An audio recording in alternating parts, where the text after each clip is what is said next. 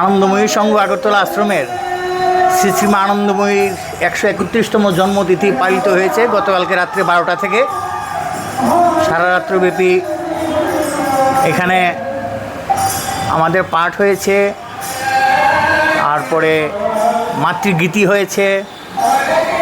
ভোর 3টের সময় যে মায়ের জন্ম সময়টা, ওই সময় সমস্ত ভক্তবৃন্দরা, মায়ের দীক্ষিতরা সবাই ধ্যান জপে মগ্ন ছিল।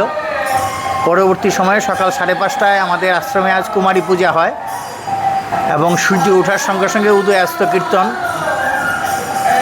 সংগঠিত হচ্ছে। পাশাপাশি আজকে সমস্ত অংশের মানুষের জন্য আমরা মহাপ্রসাদের ব্যবস্থা করেছি এবং আপনারা দেখতে পাবেন মন্দিরের সামনে লাইন ধরে সবাই প্রসাদ গ্রহণ করছে। তো রাজ্যবাসীকে আমরা মায়ের জন্মতিথি উপলক্ষে শুভেচ্ছা জানাই। সবাই ভালো থাকুন, সুস্থ থাকুন।